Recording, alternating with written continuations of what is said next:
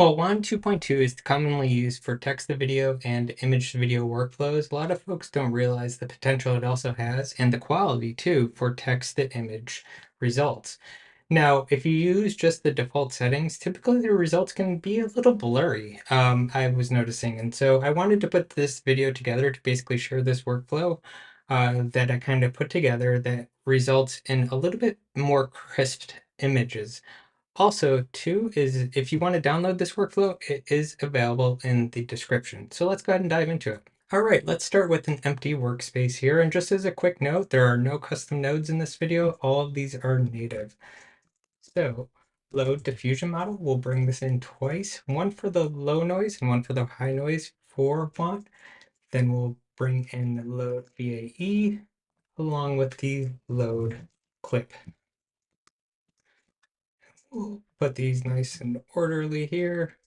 And then the clip text encode, we'll bring that in for our positive and negative prompts. So we'll have two of those. We'll also bring in the model sampling SD3. Now this is a flow-based model, so disregard the name SD3. That was just the first one that was a flow-based model that was released. Then we bring in the K-Sampler Advanced, and we'll have two of those. Again, one for the low noise and one for the high noise. Then the VAE decode and a preview image node. And lastly, the HoneyWan empty HoneyWan latent video node. So now we'll go ahead and get all these set up.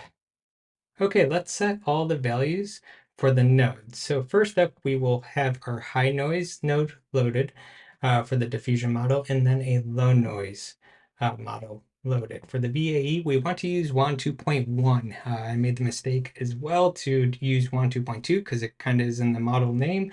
However, though, the Wan 2.2 VAE is, I believe, only for the 5 billion parameter model, not for these high and low noise models. So make sure you set the appropriate one there along with the clip value. Now you want to make sure that you set this to 1 on the type, and then you should be good to go.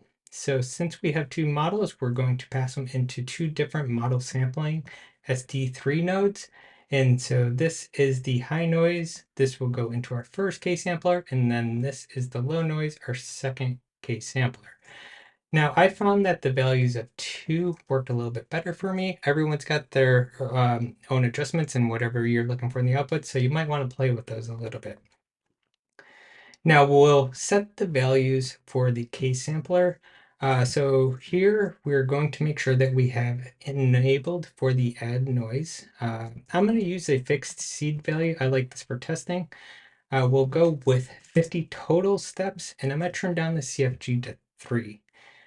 For the sampler, I'm going to use UniPC and change or keep that at simple.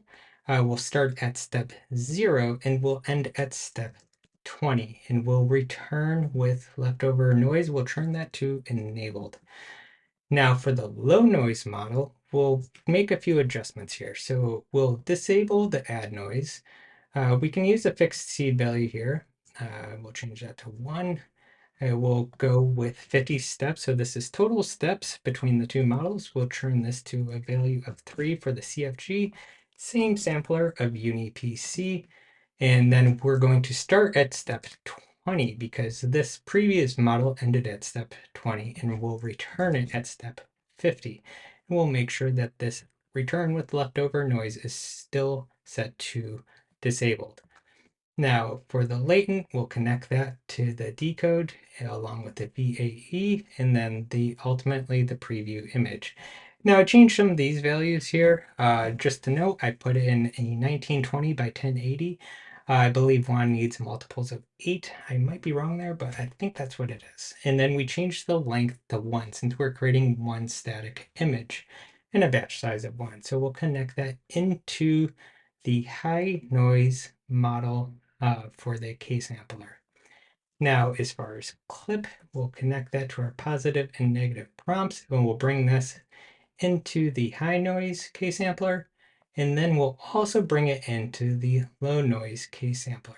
So make sure you don't cross wires there, and then we'll take the latent output from the high noise into the low noise. Now I have a prompt already to go. That was my negative prompt. And let me grab the high quality prompt. All right, just a quick review of everything. It does look good to go, I think. comfyui will yell at me if it's not. Looks like it's good. So let's go ahead and jump to the final output here. Open image. All right, perfect. Exactly what I was thinking with the prompt. So that's it. That's the Wan 2.2 text to image workflow. Again, a link to it is in the description. Within the workflow that I shared there too is I do use the workflow that I presented in this video, but along with a custom node that combines the two case samplers. I find it a little cleaner and easier to manage. So if you want to use it, you can. And if not, the default workflow with all the custom or all the default nodes within comfyui will work fine. Thanks so much for watching, guys. And if you have any questions, drop it in the comments below. Take care.